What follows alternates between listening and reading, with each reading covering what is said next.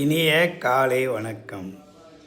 இன்றைக்கி குரு பிரம்மா, குரு விஷ்ணு, குரு தேவோ மகேஸ்வர, குரு சாட்சாத் பரபிரம்மா தஸ்மை ஸ்ரீ குருவே நமக. குருவின் அருளாசியுடன் குருவடி சரணம் என்று சொல்லிக்கொண்டு எல்லாம் அல்ல முருகப்பெருமான் இறை அருளாலும் எம்பெருமான் சிவபெருமான் அருளாலும் அருள்மிகு ஸ்ரீ பாடி படவட்டம்மனின் அருளாலும் இன்றைக்கு ஒரு அற்புதமான ஒரு விளக்க உரைதாங்க.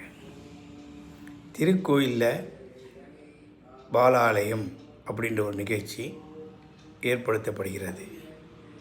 அப்படிப்பட்ட பாலாலயம் ஆன கோயிலில் சிறப்பு விசேஷ பூஜைகள், சிறப்பான திருவிழாக்கள், அந்த பாலாலயம் மறுபடியும் கும்பாபிஷேகம் விழா நடப்பதற்கு முன்னால் செய்யலாமா செய்யக்கூடாது என்பதுதான் விளக்கம். இன்றைய காலகட்டங்களில் இந்த பாலாலயம் செய்வதற்கு காரணமே அந்த கோவில் சிறப்பான முறையில் மறுபடியும் புதுப்பிக்கப்பட்டு அதற்காக அங்கே இருக்கிற தெய்வ சக்தியை அற்புதமாக புரோகிதர்களெல்லாம் கொண்டு வேத மந்திரங்களுடன் அந்த இறைவனை ஒரு அற்புதமான ஒரு அமைதியான இடத்தில் வைத்துவிட்டு அந்த திருப்பணியை செய்வார்கள். அந்த திருப்பணி செய்வதற்கு உறுதுணையாக அங்கே இருக்கக்கூடிய நிர்வாகிகளும், அங்கே இருக்கக்கூடிய பூசாரிகளும், அங்கே இருக்கக்கூடிய சிவாச்சாரியர்களும் உதவி செய்ய வேண்டும் என்பதுதான் நோக்கம். அங்கு எந்த சிலைக்கும் பூஜைகள் கிடையாது, எந்த இதற்கும் பூஜைகள் கிடையாது.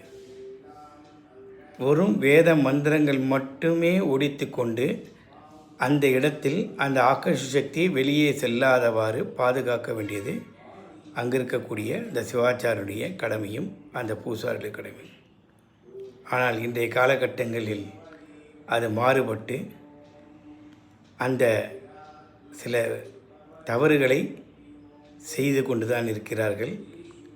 அது இந்த பாலாலயம் செய்த அந்த திருக்கோயில்களில் அந்த தவறுகள் செய்யப்படாமல் பாதுகாக்க வேண்டியது நம்முடைய மனித நேயம். அற்புதமான அந்த திருப்பணிக்கு தங்களால் முடிந்த உதவிகளை செய்து அந்த திருப்பணியை நல்லபடியாக முடித்து கொடுக்க வேண்டும். இதுவே என்னுடைய ஆசை. தயவுசெய்து பாலாலயம் செய்த அந்த திருக்கோயில்களில் தேவையற்ற பூஜைகளையும் திருவிழாக்கள் நடப்பது